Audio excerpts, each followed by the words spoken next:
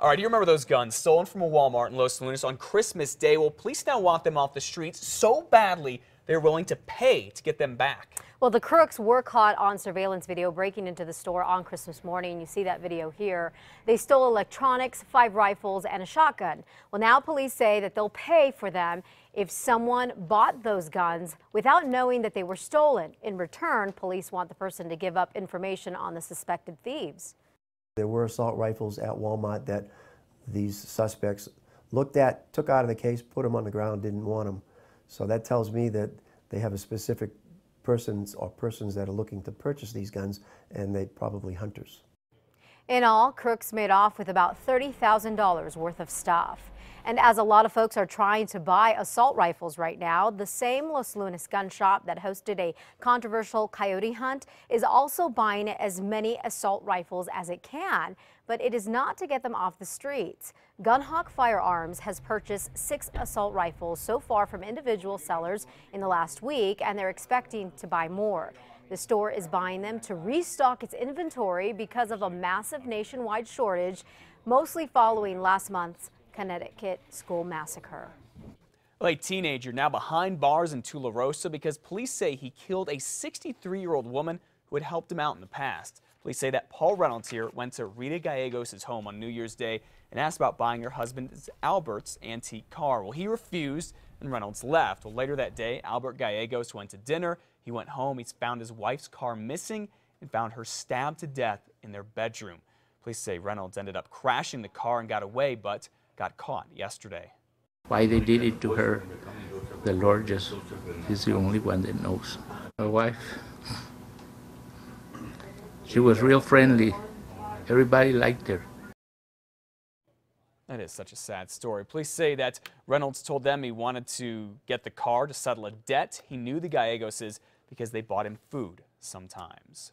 One guy with an extremely long rap sheet who police say caused an Amber Alert in New Mexico last year is set to be in court in just a few hours. Vermin Saavedra here is supposed to plead guilty to a number of charges after police say he and a woman stormed into a house in Albuquerque 2 years ago and kidnapped her 2-year-old son, and that set off the Amber Alert. That woman turned herself in with the boy. He was okay, and police later arrested Saavedra. It turns out he's been arrested more than 25 times in the last 8 years. And we now know the name of this man who was found shot to death near Hagerman. He is Charlie Michael Molina. He's from Hobbs. He was just 18 years old. His body was found off Highway 249 back in November. He'd been shot a number of times. Investigators do not know who killed him. A grand jury has indicted 2 Albuquerque men in a stabbing police say was spurred by a noisy neighbor. Police say Marco and Luis Rodriguez stabbed their upstairs neighbor at the Courtyards apartment complex for being too loud. It happened last month near San Mateo and McLeod. Now, the victim's sister told detectives that shortly after her daughter began jumping in the living room, the 2 men stormed in and held her brother down and stabbed him. He survived. Both suspects remain in jail on charges of kidnapping and conspiracy to commit first-degree murder. A New Mexico woman files a federal lawsuit against the State Corrections Department and the Valencia County Jail. Jan Green claims she was kept in solitary confinement in the jail for years in unsanitary conditions and without medical treatment. The lawsuit states that Green was often denied treatment for her mental illness and allegedly kept in such poor conditions that a sock rotted into an open wound on her foot. The Valencia County warden disputes the allegations, saying that it was Green who refused medical treatment.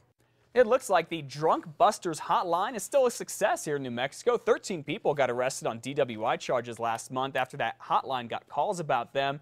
In fact, all last year, Drunk Busters helped 290 drunk drivers get off the street. Overall, it took about 16,000 calls.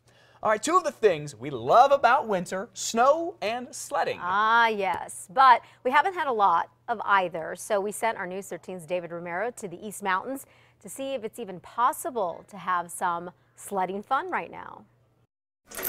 You may see a lock and chain like this on the designated play area here in the Sandias, but it may not spell the end of your fun. We'll tell you why coming up.